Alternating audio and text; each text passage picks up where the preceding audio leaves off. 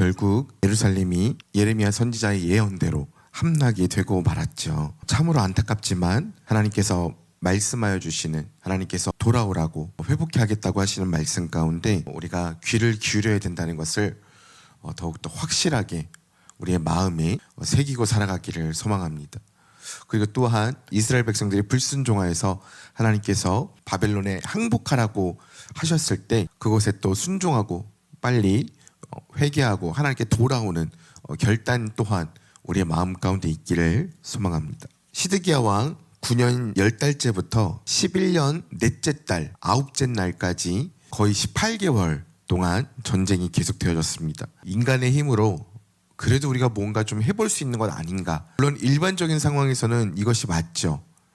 민족을 위해서, 국가를 위해서 헌신하는 것이. 그러나 지금 이 상황에서는 하나님께서 분명히 말씀하셨고 시드기야 왕에게 이미 알게 하셨어요. 예레미야 38장 17절 18절을 보면요, 예레미야 선지자가 시드기야 왕에게 항복하라고, 그리고 항복하면 어떻게 될 것인지에 대해서 이미 예언을 해주었습니다.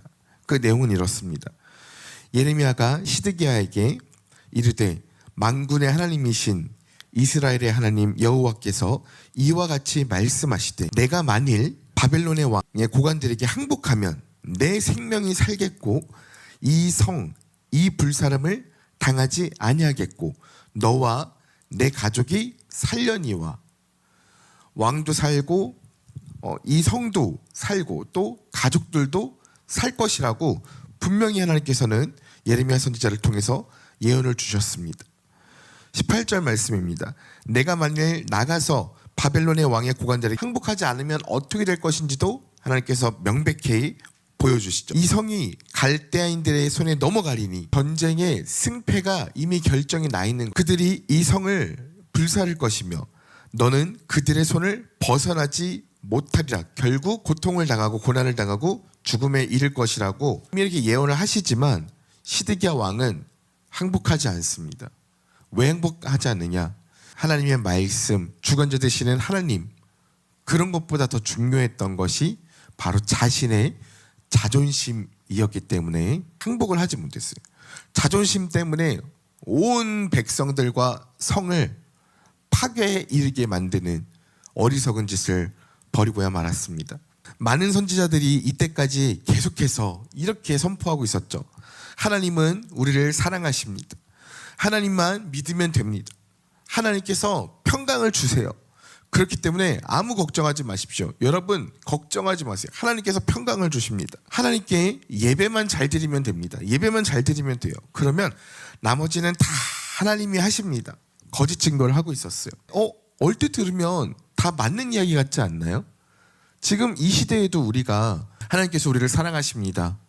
우리 하나님을 믿으며 하나님만 바라보며 하나님을 신뢰하며 신실하신 주님께 나아갑시다. 우리를 평안케 하십니다. 세상이 알 수도 없는 평안을 우리에게 주십니다. 우리 하나님께 예배드립시다. 모든 문제 하나님께 예배드릴 때, 하나님을 바라볼 때, 하나님만을 바라볼 때, 언제요? 주바의 때 하나님께서 일하실 것입니다. 어떻습니까? 거짓 선지자들이 한 말과 지금 이 땅 가운데 선포되어지고 있는 말씀 비슷하지 않습니까? 똑같지 않습니까? 예, 똑같습니다. 그런데 분명히 여기엔 차이점이 있습니다. 이 거짓 선지자들이 이야기했던 것이 틀린 것은 아니지만 분명한 문제가 있어요. 아담과 하와 이후로 사람이 하나님으로부터 끊어졌습니다. 그렇기 때문에 사람은 하나님께 예배를 드릴 수 있는 존재가 더 이상 아니에요. 사람이 사람으로, 사람이 자신의 어떤 의와 공로, 노력과 성실로는 하나님께 나갈 수도 없을 뿐만 아니라 하나님께 예배를 드릴 수도 없고 또 하나님이 누구신지도 알 수가 없게 되었습니다. 사람이 하나님을 알 수도 없고 알 방법도 없는 것이었습니다. 근데 하나님께서 나중에 모세시대 때 율법을 주셨잖아요. 예, 맞습니다. 그렇지만 하나님께서 율법을 주셨지만 율법은 하나님의 말씀대로 인간은 결코 살 수 없다라는 것을 알려주게 됩니다. 그래서 우리가 율법을 거울과도 같다라고 이야기를 하죠. 또 하나님을 알 수도 없다. 이것을 알게 하고 이것을 깨닫게 하는 것이 바로 율법입니다. 근데 율법에도 예배가 나와 있잖아요. 예, 맞습니다. 예배가 나와 있지만 그 앞서서 중요한 것이 있습니다. 예배를 드림에 있어서 그 앞에 요구되어지는 것이 있었습니다. 그것이 바로 제사입니다. 제사예요. 어린 양을 드리는 제사. 이 제사 이후에 하나님께서 받으시는 것이었습니다.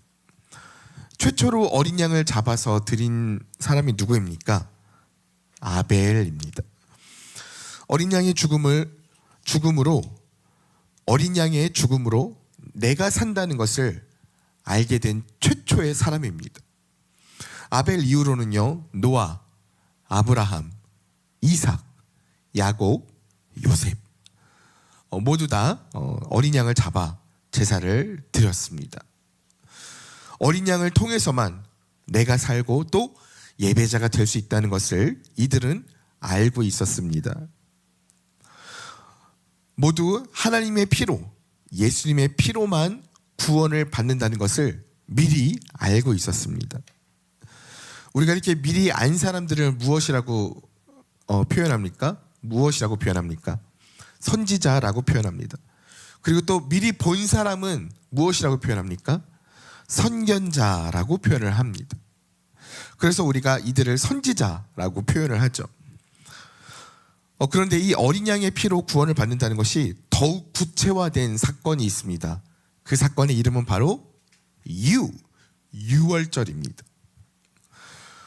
어떤 민족이든 남자든 여자든 노인이든 어린아이든 왕이든 하인이든 어린 양의 피를 문설주에 바른 자만이 구원을 받을 수 있다는 사실을 알게 된 사건, 그 사건이 바로 유월절입니다.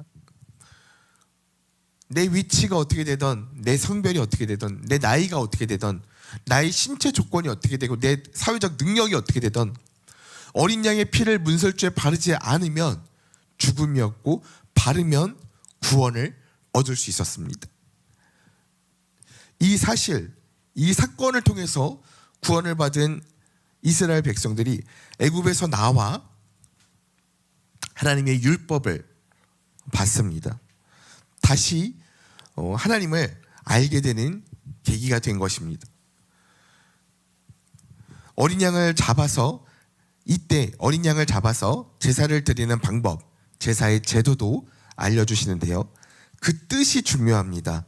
그 뜻은 어린 양의 죽음을 통해서만 구원을 얻는다입니다. 이미 이들은 경험했던 그 어린 양의 피를 문설주에 발랐을 때 어린 양을 통해서만 내가 구원을 얻을 수 있다. 또 어린 양을 통해서만 하나님께서 예배를 받으신다라는 것을 그 의미를 아는 것이 더 중요합니다. 그런데 어린 양의 의미도 전혀 모르고 어린 양의 피의 이 가치도 모르는 이스라엘 백성들이 드리는 제사와 예배는 하나님께서 받으실 이유가 전혀 없었던 것입니다. 즉 하나님께서는 제사를 원하시는 것이 아니라 인애와 긍휼을 원한다라고 말씀하시죠. 무슨 뜻입니까? 하나님의 자비와 긍휼, 은혜, 즉 예수 그리스도를 통해서만 우리가 하나님께 나아갈 수 있는 그 은혜, 그것을 우리가 알기를 원하시는 것입니다. 이 당시 때는 어린 양의 그 의미, 어린 양의 피로 어린 양을 드림으로 말미암아 하나님께 예배를 드리는 것, 그것에 대한 의미를 하나님의 백성들이 알기를 하나님은 원하셨던 것입니다. 그런데 그 의미를 모르고 그저 예배만 드리면 된다? 그저 하나님께 맡기면 된다? 그것은 거짓말인 것입니다. 그것은 앞뒤가 맞지 않는 말인 거예요. 인간은 그런 식으로 하나님께 나아갈 수가 없습니다. 그 의미를 모르고 더 많은 기름을 붓고 더 많은 양을 잡아도 그것은 그냥 우상숭배일 뿐인 것입니다. 선지자들이 쳐들어오고 있는 바벨론 앞에서 예배만 드리면 된다? 하나님만 믿으면 된다? 아니요. 지금 이스라엘 백성들이 예배를 드리지 않아서, 기도를 드리지 않아서, 하나님을 섬기지 않아서 멸망당하는 게 아니에요. 예배를 드리고 기도를 드리고 하나님을 섬기고 막 제사를 드리고 하지만 어린 양의 뜻, 즉 하나님의 뜻을 모르고 우상 숭배를 하였기 때문에, 하나님을 섬기지만 하나님의 뜻을 따라 살지 않았기 때문에, 그러니까 즉 하나님을 섬기지만 잘못 섬기는 거예요. 하나님의 말씀을 떠나 위법하면서 섬겼기 때문에 율법에 따라서 하나님께서는 이스라엘, 유다를 멸망시키시는 것입니다. 이 멸망 또한 무엇을 내포하고 있습니까? 회개하라는 것입니다. 항복하라는 거예요. 하나님께서 살 길을 열어주신다는 겁니다. 그러나 시드기야 왕은 항복하지 않았어요. 하나님께서 예레미야 선지자를 통해서 이렇게 하면 살 것이고 이렇게 하면 정령 반드시 죽을 것이라고 말씀하심에도 불구하고 시드기야 왕은 하나님의 말씀 앞에 순종하지 않았습니다. 그래서 결국 멸망에 이르게 되었습니다. 왕과 많은 고관들이 비웃고 저 죽여야 된다고 했던 그 예레미야 선지자의 줄곧 외쳤던 예언이 그대로 있는 그대로 성취가 된 것입니다. 그러면 우리가 지금 여기서 의문이 생길 수 있거든요. 아니 그러면 하나님께서 예레미야 선지자를 통해서 시드기야 왕과 고관들에게 믿으라고 하면 되지. 지금 우리가 교회에서 이렇게 예수님을 증거하고 하나님의 말씀을 증거하고 나가서 전도하는 것처럼 정확하게 더 가르쳐주면 되잖아. 과연 그게 가능할까요? 아니요. 가능하지 않습니다. 왜냐하면 이때는 성령님께서 임재하지 않으셨기 때문에 불가능했습니다. 지금도 성령님이 임재하지 않으시면 아무리 가르쳐줘도 알 수가 없습니다. 이 쉬운 것, 아니 그냥 예수님만 믿으면 되는데 이 쉬운 것이 왜 그렇게 어려운가? 성령이 임재하지 않으시면 결코 깨달을 수도 알 수도 없다는 것입니다. 그래서 오늘 본문에 보면 시드기야 왕이 어떻게 됩니까? 두 눈이 뽑히고 결박을 당하여 끌려갑니다. 너무나도 처참한 비참한 최후를 맞이하게 된 것입니다. 우리 사랑하는 성도님들, 우리가 하나님의 말씀 가운데 때로는 내 능력으로, 나의 성실로, 나의 유능함으로, 나의 능력으로 하나님의 뜻보다 앞서서 지금 하나님의 뜻보다는 이게 좀 더 지혜로운 것 같은데, 지금 하나님의 뜻보다는 이게 조금 더 세상 이치에 잘 맞을 것 같고, 요즘 컨셉, 요즘 문화의 트렌드의 흐름에 더 맞을 것 같은데 라고 생각이 들어서 내 마음대로 내 삶을 경영하고 운영하려고 한다면 이 시간 우리 철저하게 회개하고 하나님의 뜻을 구하고 하나님을 바라보고 하나님의 신실함을 믿으며 나아가는 진정한 그리스도인, 믿음의 실천에 삶의 능력이 있는, 실력이 있는 우리 그리스도인들이 되어지기를 간절히 소망합니다.